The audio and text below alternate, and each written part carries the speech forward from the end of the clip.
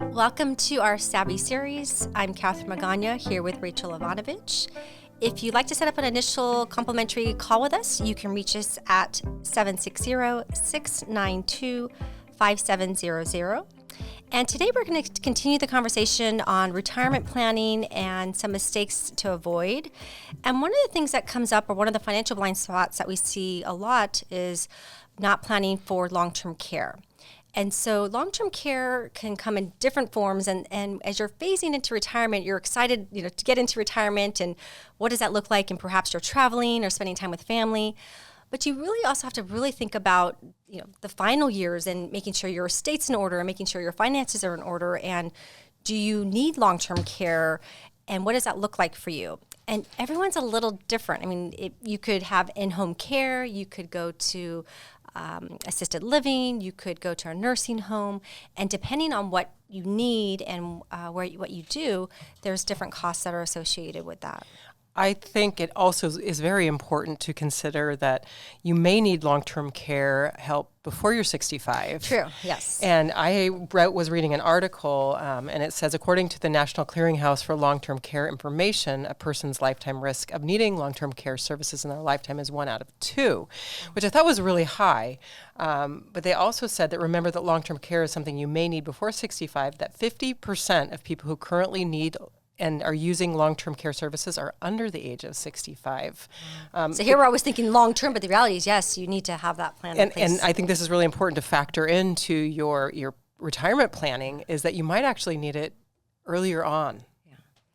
And then there's different, like we mentioned, there's different ways, and maybe you want to live in your home, and maybe you want to have a caregiver come in. We had a client that we're working with that we're doing some retirement plans and projections, and that's one of the things we're factoring in is, at age 82, that they have that in-home caregiver that's going to be with them. And what are those costs? We looked at it in today's cost and then factoring in kind of future cost with inflation. But that's one of the options you could look at. I thought it was a really ingenious scenario that they came up with, because they currently have a room or an ADU that they're renting out, and so they're collecting that rental income. And their thought was, okay, we'll collect that rental income up until we're 82, and then we'll have a caregiver come in, and this is the lump sum that we'll need from that point on. I thought that was, really good planning. It was and thinking. Good planning, Yeah. because it's not just everybody has the very exact same scenario.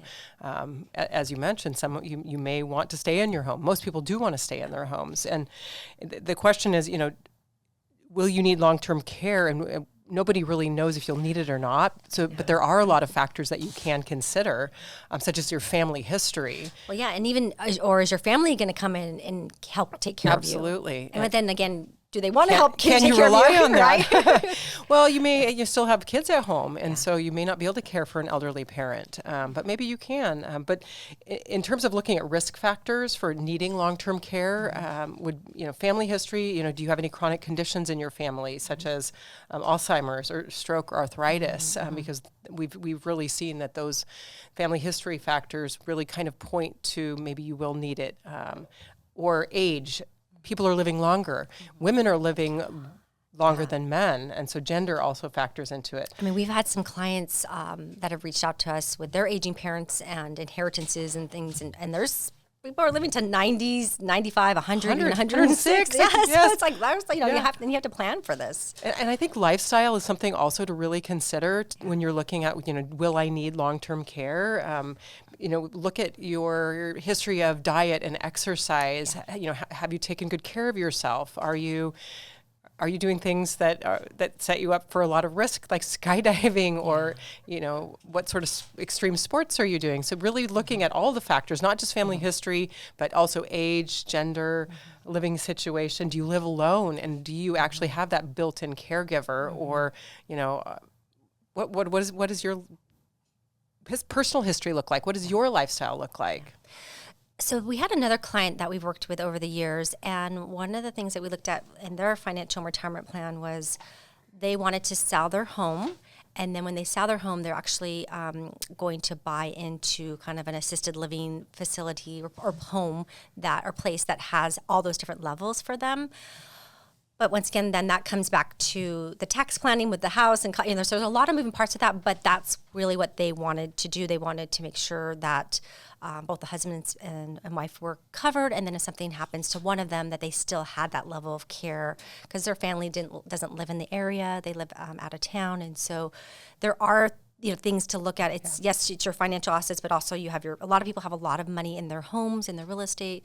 But once again, you really have to look at the tax consequence of that. I think that brings up a really important point that we haven't mentioned so far, Catherine, is that a lot of people don't realize that Medicare doesn't cover long-term care costs.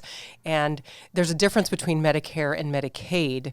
And so if you're thinking that maybe once you're 65 and you have Medicare, if you need somebody to come into your home and care for you, or if you need to go into a facility, Medicare is not necessarily going to pay for this, and that can really whittle away your retirement savings and your nest egg.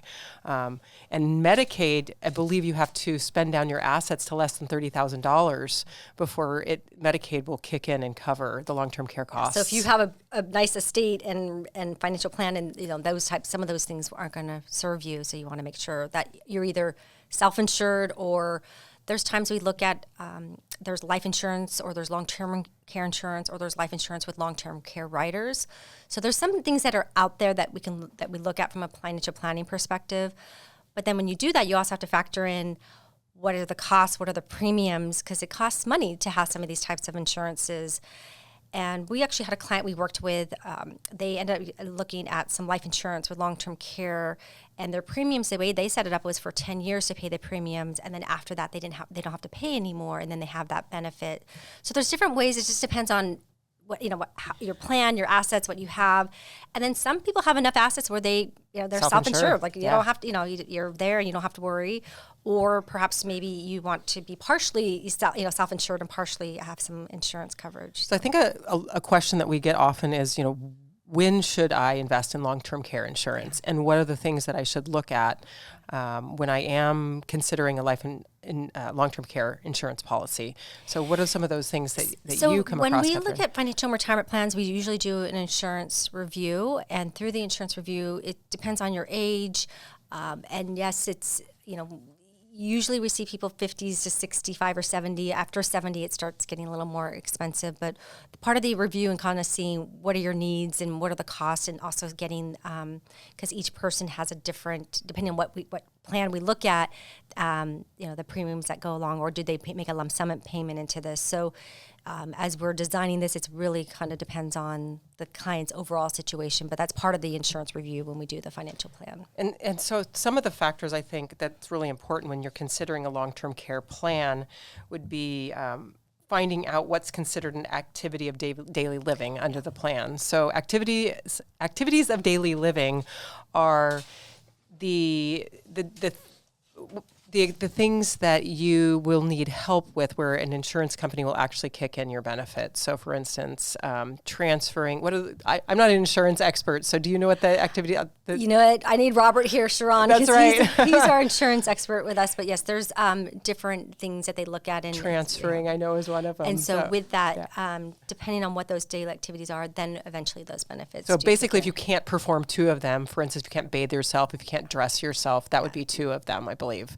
Where they would say, okay, now your benefits will kick in. But I think some other things that you really need to be considering are whether your premiums are constant or increase over time due to inflation, and then finding out what the length of the waiting period is before your benefits kick in, or whether you need an inflation rider.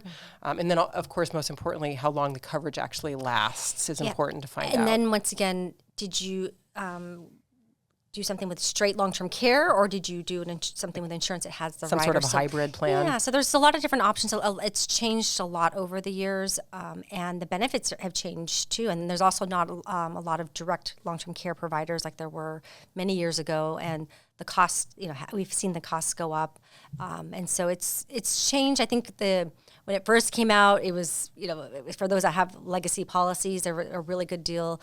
Now you really have to look at, what's the benefit, what are the costs, and then straight long-term care, usually you kind of use it or lose it. So, that's why we tend to look at some other Good news, though, options. you can deduct the cost of the premiums there you go. on your taxes. There we go. We need a tax benefit exactly. there. So let's see. So it says the American Association for Long-Term Insurance suggests purchasing a long-term care insurance plan between the ages of 52 and 60. I think that's really good. And it says investors who purchase plans at a younger age tend to pay slightly higher premiums. So I think it's important to do your research when you're younger and you're putting together your plan. We do have, sometimes I have clients that if they're new clients and they come to us and they're already in the 70s, 80s, at that point it's usually a little too late. But once again, it doesn't hurt just to see what it costs and what's the impact. But yes, usually you don't want to do it too early because you're putting a lot of money towards this, but you don't want to wait too late either. So I think kind of once again looking at your financial situation, because it also costs money you have to invest in these types of policies. So I think that covers it. I think this is definitely an area where it is a financial blind spot. We definitely look at this overall when we look at financial plans and retirement plans. And, usually there's always enough assets to cover either living, but, is there going to be enough to cover the long-term care? And I think that people often will think that my family will take care of me. And so that we've seen that as a, retirement planning mistake. And so it is really important to look at this area. All right. Until next time, we'll see you at our next Savvy series. And remember to Savvy up. Please stay tuned for important regulatory disclosures. Savvy Women Wealth Management is an SEC registered investment advisor. The opinions expressed in this program are for general informational purposes only and are not intended to provide specific advice or recommendations for any individual or on any specific security. It is only intended to provide education about the financial industry and how we may be able to assist. To determine which investments may be appropriate for you, consult your financial advisor prior to investing. Any past performance discussed during this program is no guarantee of future results. As always, please remember investing involves risk and possible loss of principal capital. Tax considerations presented may not be appropriate for every individual circumstance. A tax professional should be consulted before making any decisions about your tax liability.